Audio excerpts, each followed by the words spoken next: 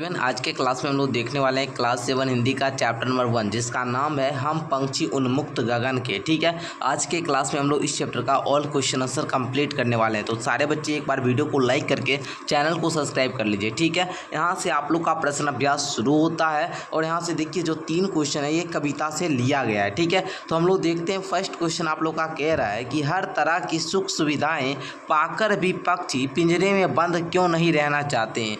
मतलब जो हर तरह की सुख सुविधा होता है ये भी पाता है। पिंजरा में अगर पक्षी रहता है तो उसको सब कुछ लोग देता है ना, दाना पानी जो भी हुआ सब कुछ देता है, लेकिन फिर भी पक्षी खुश क्यों नहीं रहता है। तो चलिए इसका उत्तर हम लोग जानते हैं। तो देखिए बच्चों, आप लोग उत्तर में लिखिएगा कि हर प्रकार की सुख सुविधाएं पाकर भी पक्षी पिंजरे में बंद नहीं रहना चाहते हैं क्योंकि उन्हें वहां उड़ने की आज़ादी नहीं है। वे तो खुले आसमान में ऊंची उड़ान भरना नहीं, मतलब ऊंची उड़ान उनको भरने नहीं दिया जाता है। ठीक है ना, मतलब उड़ने की आज़ादी नहीं होती है। नदी झरनों को बहता जल पीना, कड़वी निबौड़ियाँ खाना, पेड़ की ऊँची डाली पर झूलना, कूदना फुदकना, अपनी पसंद के अनुसार अलग अलग ऋतुओं के फलों के दाने चुगना और क्षितिज मिलन करना ही पसंद है। यही इस कारण है कि हर तरह की सुख सुविधाओं पाकर भी पक्षी जो है पिंजरे में बंद नहीं रहना चाहते। मतलब पिंजरा में उसको उड़ने की आज़ादी नहीं मिलती है, जिसके कारण वो पिंजरा में बंद रहना पसंद नहीं करते। बस सिंपल से आप लोग समझ चुके हैं। आगे देखिए, सेकंड क्वेश्चन बोल रहा है कि पक्षी उन्मुक्त रहकर अपनी कौन कौन सी इच्छाएं पूरी करना चाहते हैं। तो लिखेंगे पक्षी उन्मुक्त रहकर अपनी इन इच्छाओं को पूरा करना चाहते हैं।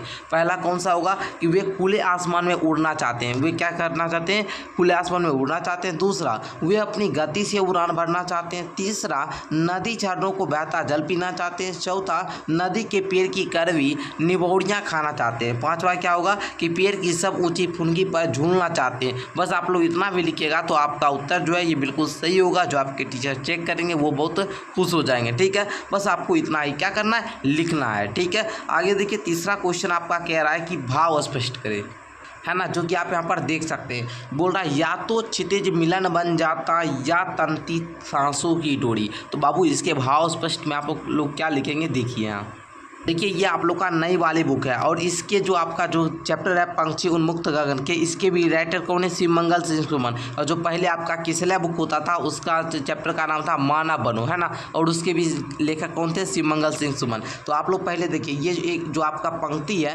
पहले इसमें लिखेंगे। इस पंक्ति मतलब जो है प्रस्तुत पंक्ति पक्षी उन्मुक्त गगन के शीर्षक कविता से ली गई है, जिसके कवि शिवमंगल सिंह सुमन इस पंक्ति के माध्यम से कहना चाहते हैं कि यदि मैं स्वतंत्र होता तो उस असीम क्षितिज से मेरी होड़ हो जाती। मैं इन छोटे छोटे पंखों से उड़कर या उस क्षितिज से जाकर मिल जाता है या फिर मेरा प्राणांत हो जाता। बस आपको इतना ही क्या करना है, लिखना है भाव स्पष्ट करे में। ओके, आगे देखिए बाबू, आप लोग का कविता से आगे का क्वेश्चन है कि कई लोग पक्षी पालते हैं। कई लोग क्या करते हैं? पक्षी पालते हैं। तो आपका फर्स्ट क्वेश्चन है कि पक्षियों को पालना उचित है अथवा नहीं। अपने विचार लिखना। तो लिखेंगे हमारे दृष्टिकोण से पक्षियों को पालना उचित नहीं है। इससे हम उनकी आज़ादी पर क्या करते हैं? रोक लगा देते हैं। उनकी इच्छाओं सपनों तथा अरमानों पर पाबंदी लग जाती है। अतः पक्षियों को पालना सही नहीं है। उन्हें प्रकृति में जो है उनको विचरण करने देना सही है। उन्हें वही प्रसन्नता मिलती है। ठीक है, मतलब वो जो घूमते हैं आसमान में स्वतंत्र पूर्वक, वही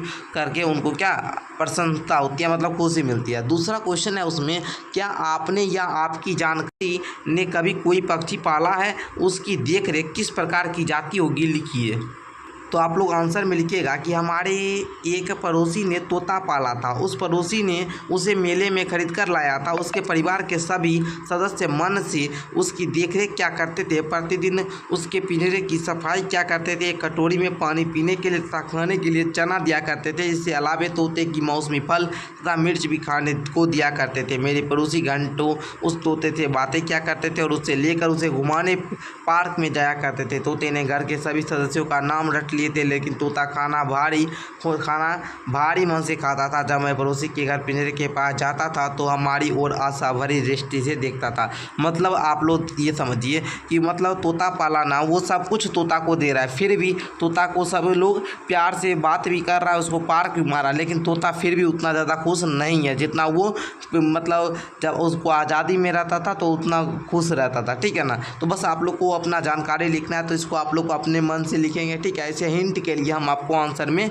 ये दिए हैं। ठीक है, चलिए आगे देखिएगा। आगे आप लोग का यहाँ पर सेकंड क्वेश्चन है कि पक्षियों को पिंजरे में बंद करने से केवल उनकी आज़ादी का हनन ही नहीं होता अपितु पर्यावरण भी प्रभावित होता है। इस विषय पर 10 पंक्ति अपने विचार से लिखना है। तो लिखेंगे आप लोग, पक्षियों को पिंजरे में बंद करके उन्हें आज़ादी हनन होता ही है, क्योंकि उनकी प्रकृति है उड़ना। उसकी प्रकृति क्या है? उड़ना। पिंजरे में बंद करके हम उन्हें पराधीन बना लेते हैं। ठीक है, जिससे उनकी आज़ादी समाप्त हो जाती है। साथ ही पर्यावरण भी प्रभावित होता है, क्योंकि पर्यावरण को संतुलित में भी पक्षियों का सहयोग होता है। पक्षी आहार श्रृंखला को नियमित करते हैं, जैसे घास को टिड्डा खाता है, टिड्डे को पक्षी खाते हैं। और यदि पक्षी ना हो तो टिड्डों की संख्या अत्यधिक हो जाएगी जो फसलों को नष्ट कर देंगे। यदि टिड्डे ना हो तो घास इतनी बढ़ जाएगी कि मनुष्य परेशान हो जाएगा। ठीक है, तो इस प्रकार आप लोग समझ गए ना आहार श्रृंखला। चलिए आगे देखिएगा आप लोग का अब अनुमान और कल्पना का 2 क्वेश्चन है। इसमें देखिए फर्स्ट क्वेश्चन आपको क्या लग रहा है। फर्स्ट क्वेश्चन है, क्या आपको लगता है कि मानव की वर्तमान जीवन शैली और शहरीकरण से जुड़ी योजनाएं पक्षियों के लिए घातक है?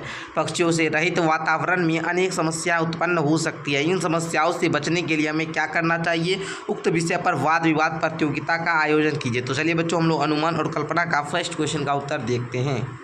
तो देखिए आप लोग उत्तर में लिख लीजिएगा, यह कहना गलत नहीं कि मानव की वर्तमान जीवन शैली और शहरीकरण से जुड़ी योजनाएं पक्षियों के लिए घातक है, क्योंकि शहरों में औद्योगिकरण के कारण विषैली गैसें और प्रदूषित जल पक्षियों के लिए हानिकारक होता है। दूसरी ओर अधिक से अधिक भवन निर्माण के कारण वनों व हरियाली वाले इलाकों को काटकर बड़े बड़े भवन बना दिए जाते हैं, जिससे पक्षियों का आश्रय स्थल समाप्त हो जाता है। साथ ही वृक्षों से प्राप्त खाद्य पदार्थ, फल फूल आदि उन्हें नहीं मिल पाती हैं। ऐसा होने पर उन्हें बहुत मुश्किलों का सामना करना पड़ता है। क्लियर? पक्षियों से रहित वातावरण में आहार श्रृंखला प्रभावित हो जाएगी, पर्यावरण संतुलित नहीं रहेगा। इसके लिए अधिक से अधिक वृक्ष लगाना चाहिए, बाग बगीचों का निर्माण करना चाहिए, फैक्ट्रियों को शहरों से दूर लगाकर, है ना, धुएं व प्रदूषित जल उचित प्रबंध करने चाहिए। ठीक है, तो आपको अपना वाद विवाद करके विचार अपना लिख लेना है। ठीक है, चलिए अब सेकेंड क्वेश्चन आप लोग देखिएगा। बोल रहा है, यदि आपके घर में किसी स्थान पर किसी पक्षी ने अपना आवास बनाया है और किसी कारणवश आपको अपना घर बदलना पड़ रहा है, तो आप उस पक्षी के लिए किस तरह प्रबंध करना आवश्यक समझेंगे,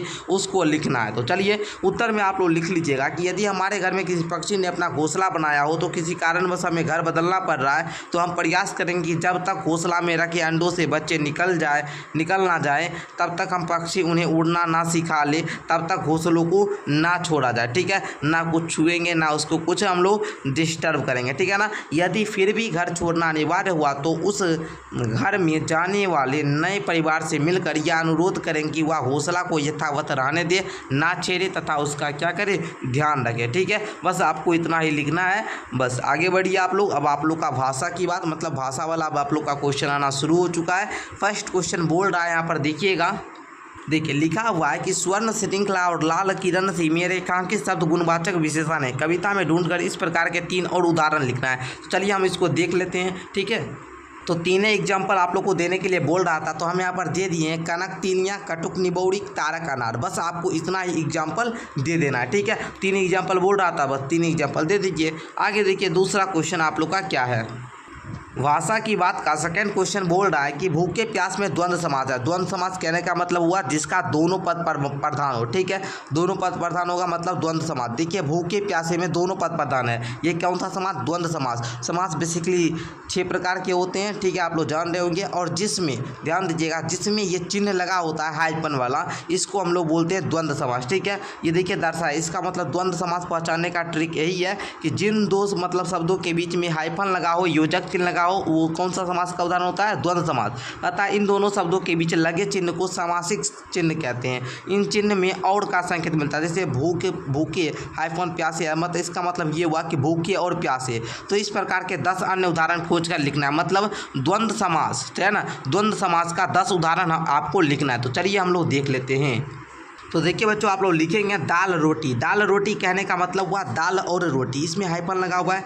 अन्न जल, अन्न जल कहने का मतलब अन्न और जल, अन्न कहने का मतलब अनाज है ना, अनाज और जल। सुबह शाम, सुबह और शाम। पाप पुण्य, पाप और पुण्य। राम लक्ष्मण, राम और लक्ष्मण। सुख दुख, सुख और दुख है ना। तन मन, तन और मन। दिन रात, दिन और रात। दूध दही, दूध और दही। कच्चा पक्का, कच्चा और पक्का। इस प्रकार हमने 10 एग्जाम्पल दे दिया, जो कि आप लोग का क्वेश्चन बोल रहा था कि 10 एग्जाम्पल आपको देना है। तो 10 एग्जाम्पल आप लोग दे दिए।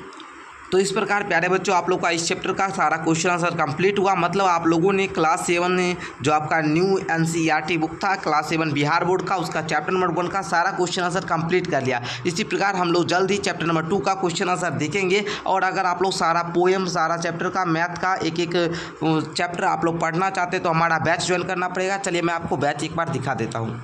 प्यारे बच्चों इस बैच यही है आप लोग का क्लास 7 वाला बैच। इसका आप लोग कांटेक्ट करना चाहते तो इस नंबर पर व्हाट्सअप मैसेज कर लेंगे। ये बैच आप लोग का आधार बैच है। इसमें आप लोग को अभी सबसे पहले यूट्यूब पर अभी सबसे पहले आप लोग को है ना ऑल सब्जेक्ट नया वाला जो आपका बुक आया है NCERT का, तो क्लास 7 का सारा विषय इस बैच के अंदर पढ़ाई जाएगी। तो आप लोग ज़रूर से ज़रूर बैच को ज्वाइन कर लीजिए। 1 साल का फ़ी है, ओनली 499, तो बैच ज्वाइन कर सकते हैं। धन्यवाद।